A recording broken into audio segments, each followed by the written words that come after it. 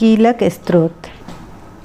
ओम चंडिका देवी को नमस्कार है। मार्कंडेय जी कहते हैं, विशुद्ध ज्ञान ही जिनका शरीर है, तीनों वेद ही जिनके 3 दिव्य नेत्र हैं, जो कल्याण प्राप्ति के हेतु हैं तथा अपने मस्तक पर अर्धचंद्र का मुकुट धारण करते हैं, उन भगवान शिव को नमस्कार है। मंत्रों का जो कीलक है अर्थात मंत्रों की सिद्धि में विघ्न उपस्थित करने वाले शाप रूपी कील का जो निवारण करने वाले हैं, उस सप्तशती स्तोत्र को संपूर्ण रूप से जानना चाहिए। यद्यपि सप्तशती के अतिरिक्त अन्य मंत्रों के जप में भी जो निरंतर लगा रहता है, वो भी कल्याण का भागी होता है। उसके भी उच्चाटन आदि कर्म सिद्ध होते हैं तथा उसे भी समस्त दुर्लभ वस्तुओं की प्राप्ति हो।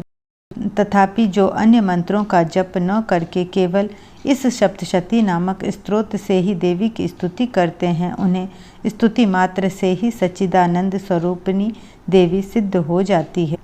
उन्हें अपने कार्य की सिद्धि के लिए मंत्र, औषधि तथा अन्य किसी साधन के उपयोग की आवश्यकता नहीं रहती। बिना जप के ही उनके उच्चाटन आदि समस्त अभिचारिक कर्म सिद्ध हो जाते हैं। इतना ही नहीं, उनकी संपूर्ण अभिष्ट वस्तुएं भी सिद्ध होती हैं। लोगों के मन में यह शंका थी कि जब केवल सप्तशती की उपासना से अथवा सप्तशती को छोड़कर अन्य मंत्रों की उपासना से भी समान रूप से सब कार्य सिद्ध होते हैं, तब इनमें श्रेष्ठ कौन सा साधन है। लोगों की इस शंका को सामने रखकर भगवान शंकर ने अपने पास आए हुए जिज्ञासुओं को समझाया कि यह सप्तशती नामक संपूर्ण स्तोत्र ही सर्वश्रेष्ठ एवं कल्याणमय है। तदंतर भगवती चंडिका के सप्तशती नामक स्तोत्र को महादेवी जी ने गुप्त कर दिया।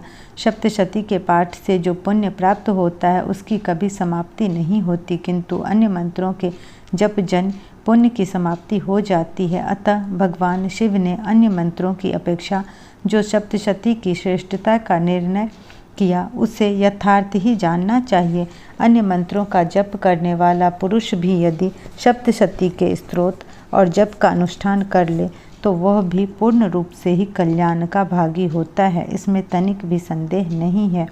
जो साधक श्याम पक्ष की चतुर्दशी तथा अष्टमी को एकाग्रचित्त होकर भगवती की सेवा सर्वस्व समर्पित कर देता है और फिर उसे प्रसाद रूप से ग्रहण करता है, उसी पर भगवती प्रसन्न होती है, अन्यथा उनकी प्रसन्नता नहीं प्राप्त होती। इस प्रकार सिद्धि के प्रतिबंधक रूप कील के द्वारा महादेवी जी ने इस स्तोत्र को कीलित कर रखा है।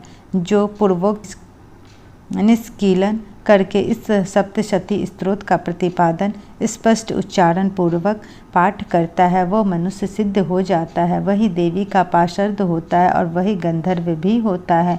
सर्वत्र विचरते रहने पर भी इस संसार में उसे कहीं भी भय नहीं होता। वह अपमृत्यु के वश में नहीं पड़ता तथा देह त्याग अनंतर मोक्ष प्राप्त कर लेता है। अतः कीलन को जानकर उसका परिहार करके ही सप्तशती का पाठ आरंभ करे। जो ऐसा नहीं करता, उसका नाश हो जाता है। इसलिए कीलक और निष्कीलन का ज्ञान प्राप्त करने पर ही यह स्तोत्र निर्दोष होता है और विद्वान पुरुष इस निर्दोष स्तोत्र का ही पाठ आरंभ करते हैं। स्त्रियों में जो कुछ भी सौभाग्य आदि दृष्टिगोचर होता है, वह सब देवी के प्रसाद का ही फल है। अतः इस कल्याणमय स्तोत्र का सदा जप करना चाहिए। इस स्तोत्र का मंद स्वर से पाठ करने पर स्वल्प फल की प्राप्ति होती है और उच्च स्वर से पाठ करने पर पूर्ण फल की सिद्धि होती है। अतः उच्च स्वर से ही इसका पाठ आरंभ करना चाहिए, जिसके प्रसाद से ऐश्वर्य, सौभाग्य, आरोग्य, संपत्ति, शत्रुनाश तथा परम मोक्ष की भी सिद्धि होती है।